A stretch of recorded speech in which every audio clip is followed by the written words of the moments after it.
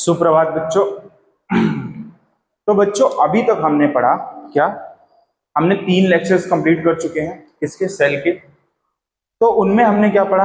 पहले लेक्चर्स में हमने जाना कि सेल क्या है, why cell is called as a fundamental unit of life, और उसको बेसिक यूनिट ऑफ लाइफ भी कहा जाता है। इसके अलावा हमने जाना कि सेल को structure and functional unit of life भी कहा जाता है। फिर थोड़ा आगे हमने जाना कि सेल की डिस्कवरी किसने की, न्यूक्लियस की डिस्कवरी किसने की। सेल की डिस्कवरी रॉबर्ट हुक करते हैं 1665 में। और फर्दर हम देखते हैं कि सेल थ्योरी कंपोज की जाती है 2 साइंटिस्ट के द्वारा, जिनका नाम था Schleiden and Schwann in 1838 and 1839। Further थोड़ा आगे जाते हैं तो इसी को मॉडिफाइड करते हैं कौन? रुडोल्फ वर्च्यू, जो बताते हैं कि हर एक सेल कहाँ से आई है, प्री एग्जिस्टिंग सेल से आ रही है ना। उसके आगे हम देखते हैं क्या, थोड़ा सा आगे जाते हैं तो हम देखते हैं कि सेल क्या है, सेल के जो शेप और साइज है वो क्या है, अलग अलग है। शेप साइज में हम देखते हैं कि सेल की जो साइज है वो अलग अलग होती है। जैसे हम ह्यूमन बीइंग में देखते हैं जो लार्जेस्ट सेल वो क्या है, ओवम है। स्मॉलेस्ट सेल क्या है, स्पर्म है। और लॉन्गेस्ट सेल क्या है, न्यूरॉन्स है ना। और अगर हम सारे लिविंग ऑर्गेनिज्म की बात करें तो सबसे जो लार्जेस्ट सेल है वो है ऑस्ट्रिच एग, और जो स्मॉलेस्ट है वो माइकोप्लाज्मा, जिसको हम पीपीएलओ भी बोलते हैं। फिर हम थोड़ा सा आगे जाते हैं तो देखते हैं कि सेल लिविंग ऑर्गेनिज्म कितने टाइप के हैं on the basis of cell composition और सेल नंबर। तो देखते हैं 2 तरह के हैं, यूनिसेलुलर, मल्टीसेलुलर। ऐसे ऑर्गेनिज्म जो एक सेल से बने हैं या सिंगल सेल से फॉर्म है उसको हम क्या बोल रहे हैं, यूनिसेलुलर। और ऐसे ऑर्गेनिज्म जो मोर देन 1 सेल से बने हुए हैं उनको हम क्या बोल रहे हैं, मल्टी सेलुलर ऑर्गेनिज्म। इसके एग्जाम्पल भी हमने देखा था, एमीबा, पैरामीशियम किसके एग्जाम्पल थे, यूनिसेलुलर के। फिर हमने देखा कि अच्छे मॉडर्न माइक्रोस्कोप या और ज्यादा अच्छे माइक्रोस्कोप के आने के बाद क्या होती है, सेल के अंदर की डिस्कवरी होती है। तो हम पढ़ते हैं कि what is a cell made up of and what is a structural organization of cell, यानी सेल किससे बने हैं और सेल का स्ट्रक्चरल ऑर्गेनाइजेशन क्या है। तो हमने देखा था कि सेल किससे बने हैं, सेल मेम्ब्रेन, उसका स्ट्रक्चर ऑर्गेनाइजेशन है सेल मेम्ब्रेन। प्लांट्स में यही सेल वॉल भी दिखेगा। इसके अलावा न्यूक्लियस, साइटोप्लाज्म और सेल ऑर्गेनेल्स, जिसमें हमने कल सेल मेम्ब्रेन के बारे में और सेल वॉल के बारे में पढ़ा था। हाइपरटोनिक, हाइपोटोनिक और आइसोटोनिक सॉल्यूशन के बारे में जाना था। प्लाज्मोलिसिस क्या है इसके बारे में जाना था। ऑसमोसिस और डिफ्यूजन के बारे में जाना था, है ना।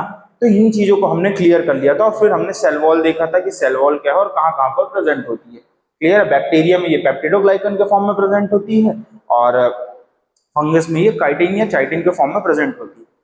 आज हम पढ़ेंगे उसी सेलुलर स्ट्रक्चर ऑर्गेनाइजेशन का तीसरा टॉपिक, जिसको हम साइटोप्लाज्म बोलते हैं।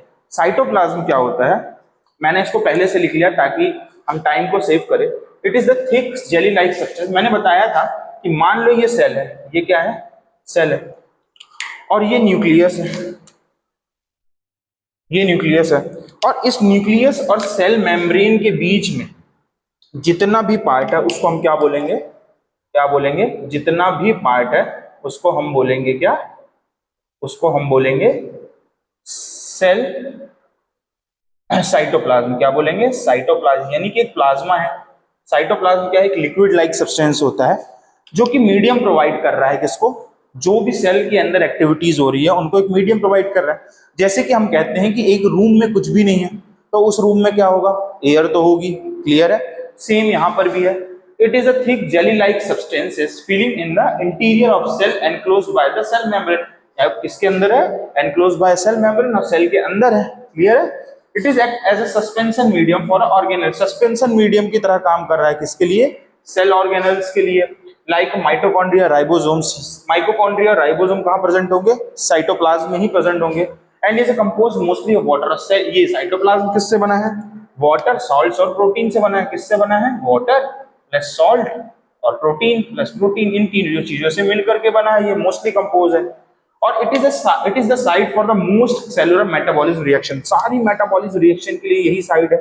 जो हम पढ़ रहे हैं कि C6H12O6 का टूटना वो यही हो रहा है, एटीपी का फॉर्मेशन वो यही हो रहा है, और भी चीजें, प्रोटीन का फॉर्मेशन वो यही हो रहा है, और ट्रांसपोर्ट भी यहीं से होता है। तो हम देख रहे हैं कि साइटोप्लाज्म एक मीडियम का काम कर रहा है।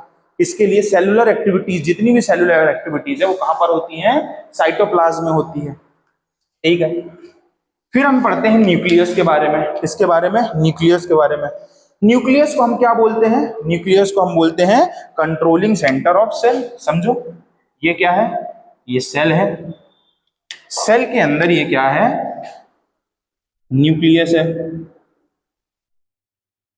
ये क्या है, न्यूक्लियस है, ठीक है।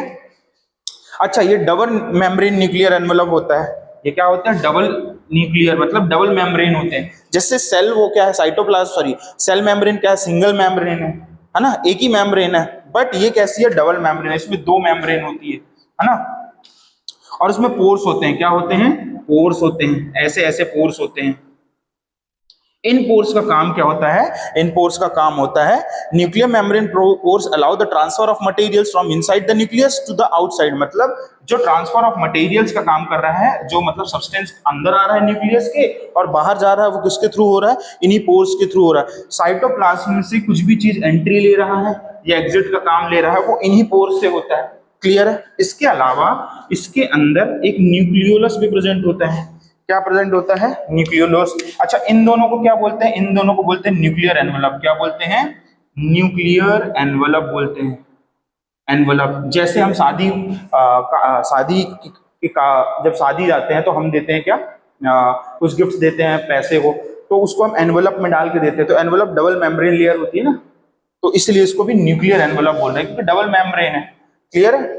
इसके अलावा इसमें न्यूक्लियोलस होता है, क्या होता है, न्यूक्लियोलस होता है। इस न्यूक्लियोलस का काम होता है, लस का काम होता है, इस न्यूक्लियोलस का काम क्या होता है, इस न्यूक्लियोलस का काम होता है फॉर्मेशन ऑफ राइबोसोम। जो राइबोसोम प्रोटीन का फॉर्मेशन कर रहा है, उसका फॉर्मेशन कौन करता है, ये न्यूक्लियोलस करता है। और इस न्यूक्लियोलस और इस double membrane layer nuclear envelope के इर्द गिर्द जो फिल होता है, उसे हम कहते हैं न्यूक्लियोप्लाज्म। अब प्लाज्म से ही समझ में आ रहा है, वो लिक्विड लाइक सब्सटेंस होगा, क्या होगा, लिक्विड लाइक सब्सटेंस होगा, तो उसको हम न्यूक्लियोप्लाज्म बोल रहे हैं, क्या बोल रहे हैं, न्यूक्लियोप्लाज्म बोल रहे हैं, या न्यूक्लियस न्यूक्लियस प्लाज्म बोलते हैं ना। समझो मेरी बात। अब हम देख रहे हैं ये क्या है, न्यूक्लियस है, जो डबल मेम्ब्रेन लेयर है, उसको हम क्या बोल रहे हैं, न्यूक्लियर एनवलप बोल रहे हैं। इनमें पोर्स हैं, ये पोर्स क्या काम कर रही हैं, movement of substances from outside the nucleus and inside the nucleus. Nucleoplasm में जो एक लिक्विड लाइक सब्सटेंस है, क्या है, जेली लाइक सब्सटेंस है या लिक्विड लाइक सब्सटेंस है। और न्यूक्लियोलस है, जिसका काम क्या है, जिसका काम है फॉर्मेशन ऑफ राइबोसोम। इसके अलावा, इसके अलावा यहां पर कुछ ऐसे ऐसे ऐसे स्कैटर्ड फॉर्म में, स्कैटर्ड फॉर्म में, इसी न्यूक्लियोप्लाज्म में स्कैटर्ड फॉर्म में एक चीज प्रेजेंट होती है, जिसको हम डीएनए बोलते हैं, क्या बोलते हैं, डीएनए बोलते हैं। असल में ये क्रोमेटिन होता है, क्या होता है, क्रोमेटिन होता है, इसको हम क्रोमेटिन फाइबर बोलते हैं, क्या बोलते हैं, क्रोमेटिन फाइबर बोलते हैं। ये किससे बना हुआ होता है, डीएनए से बना हुआ होता है, और हिस्टोन प्रोटीन से बना हुआ होता है। किससे बना हुआ होता है, डीएनए से बना हुआ होता है, DNA plus histone protein, clear है। इन दोनों से मिलकर के ये बनते हैं।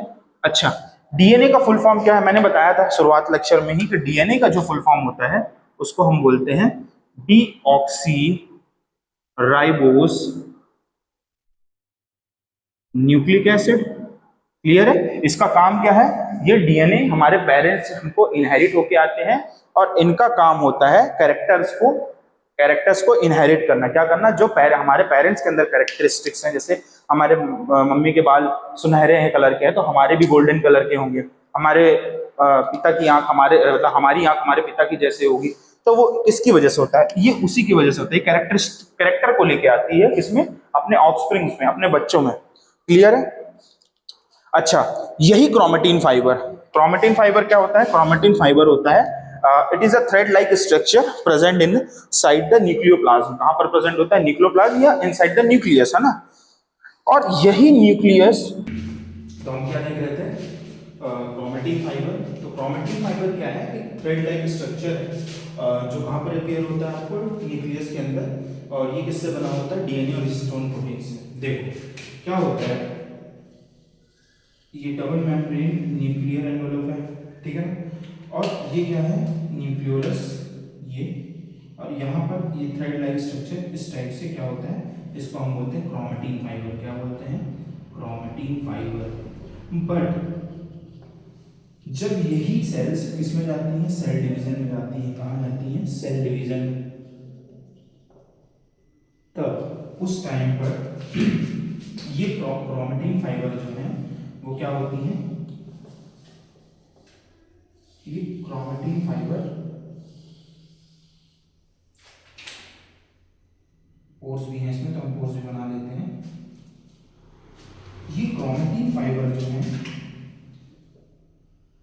ये कंडेंस्ड फॉर्म में अरेंज हो जाती है इस टाइप से, इस टाइप से अरेंज हो जाती है, और इनको हम बोलते हैं क्या, क्रोमोसोम। क्या बोलते हैं, क्रोमोसोम्स। तो कभी भी आपको अगर क्रोमैटिन फाइबर क्रोमोसोम में डिफरेंस बताना है तो आप लिख सकते हैं, क्या लिख सकते हैं, मैं बताता हूं कि क्रोमैटिन फाइबर क्या होता है, what is a chromatin fibre. तो क्रोमैटिन फाइबर जो है इट इज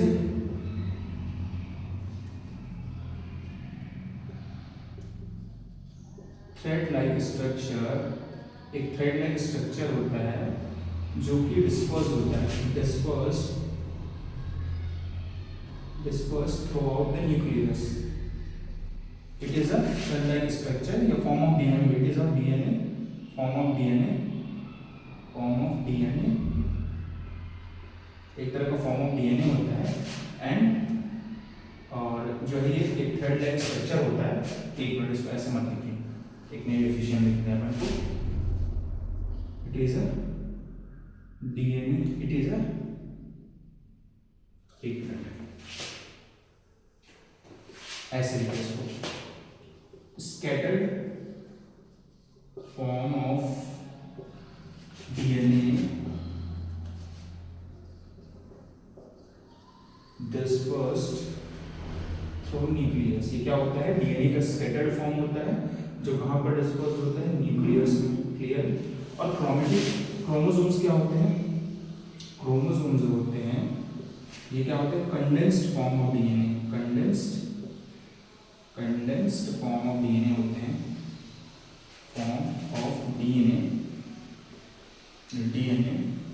जो कि visual only the time of cell division. कब दिखते हैं हमको, ये सेल डिवीजन के टाइम पे, यानी कि कैसे, जब हम इसको देखेंगे क्रोमैटिन फाइबर में तो ये कुछ इस टाइप से स्ट्रक्चर दिखेगा ना, और यहीं पर जब हम इसको देखेंगे ड्यूरिंग सेल डिवीजन तो ये इस टाइप से कंडेंस फॉर्म में और एक स्ट्रक्चर में अपीयर होगा जिसको हम क्रोमोसोम बोलेंगे।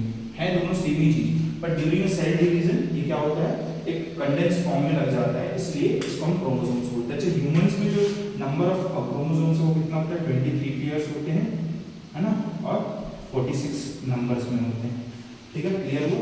तो हमको क्या क्लियर होता है कि what is a chromatin fibre and what is a chromosomes. Chromatin fibre क्या है, स्कैटर्ड फॉर्म ऑफ डीएनए जो वहां पर डिस्पर्स होता है थ्रू न्यूक्लियस में, और क्रोमोसोम्स क्या है, condensed form of DNA visible only the time of cell division. कब विजिबल होता है, सेल डिवीजन के टाइम पे, है ना, यहाँ पर देख सकते हैं। इसके बाद हम देखते हैं क्या कि on the basis of nucleus there are two type of organism, दो तरह के ऑर्गेनिज्म होते हैं, एक तो होता है यूकारियोटिक और एक होता है प्रोकारियोटिक, है ना। कौन कौन से होते हैं, यूकारियोटिक और प्रोकारियोटिक। चलिए लिखते हैं इसको, ये यूकारियोटिक क्या होते हैं और प्रोकारियोटिक क्या होते हैं।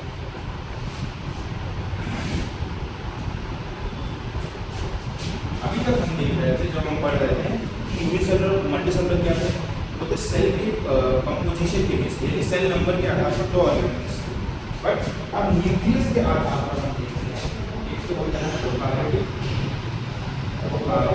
ये क्या होता है, और दूसरा क्या है, यूकारियोटिक। क्या है, यूकारियोटिक, दोनों क्या है, यूकारियोटिक क्या है, दोनों को देखते हैं, समझते हैं तीनों क्या होता है।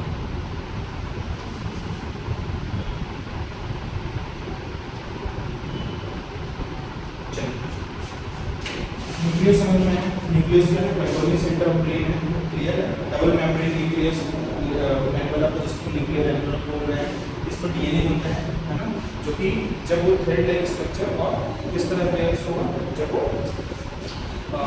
स्कैटर्ड फॉर्म में दिखेगा तो उसको क्रोमैटिन फाइबर बोलेंगे। ड्यूरिंग सेल डिवीजन यही क्या होता है, कंडेंस फॉर्म में दिखने लगता है, इसको क्रोमोसोम्स बोलते हैं। इन न्यूक्लियस कोर्स का काम क्या है, ट्रांसफर ऑफ मटेरियल्स का काम है, transfer of material outside of the nucleus inside of the nucleus. Clear है।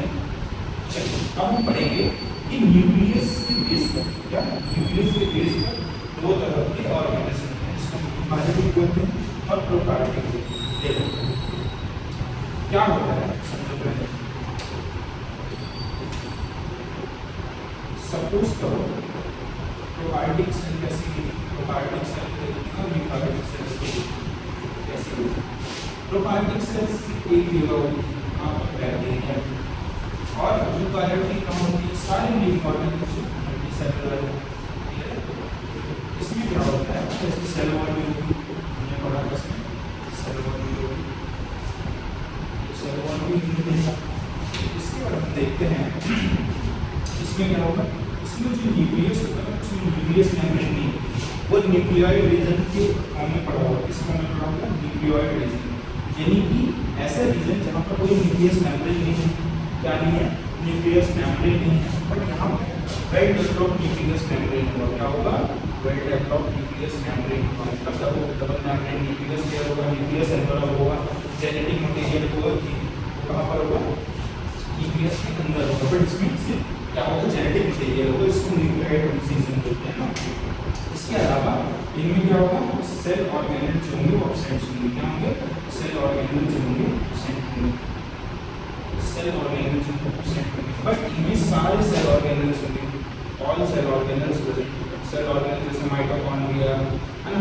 अच्छा, एक सेल ऑर्गेनेल जैसे प्रेजेंट होता है उसका नाम क्या है, राइबोसोम, क्या नाम है, राइबोसोम, राइबोसोम इसमें प्रेजेंट होता है। अच्छा, राइबोसोम भी कैसा सेल ऑर्गेनेल है जो हर तरह के सेल में प्रेजेंट होगा, कैसे प्रेजेंट होगा, हर तरह के सेल में प्रेजेंट होगा, राइबोसोम इसमें भी प्रेजेंट होता है, राइबोसोम तो सब में प्रेजेंट होगा, तो वो यूनिवर्सल सेल ऑर्गेनेल है जो सब में प्रेजेंट होगा।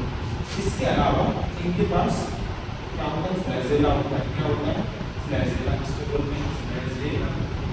फ्लैजेला का काम क्या होता है, मूवमेंट, वो बैक्टीरिया को क्या कराता है, मूवमेंट कराने का काम करता है। प्रोकार्योटिक सेल्स में बैक्टीरियल सेल बोल सकते हैं, क्या बोल सकते हैं, बैक्टीरियल सेल, है ना, इसे बैक्टीरिया में प्रेजेंट होती है, इसलिए इसको बैक्टीरियल सेल बोलते हैं।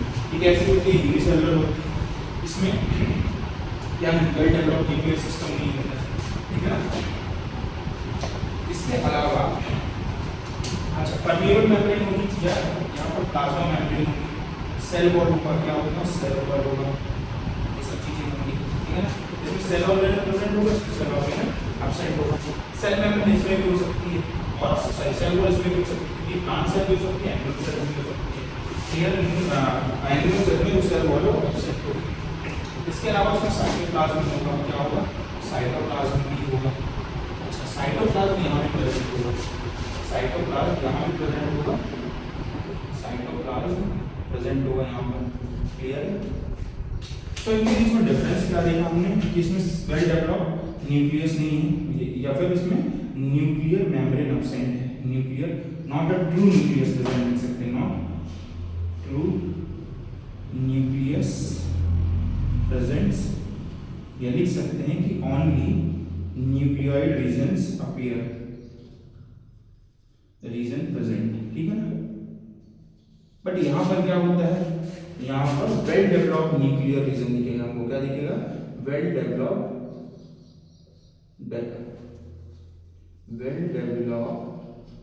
न्यूक्लियस विथ न्यूक्लियर मेम्ब्रेन, किसके साथ होगा, न्यूक्लियर मेम्ब्रेन के साथ होगा, क्लियर है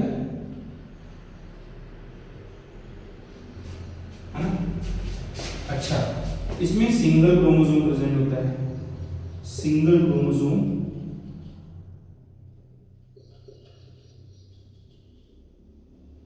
इसमें more than one chromosome present होता है, मोर देन वन,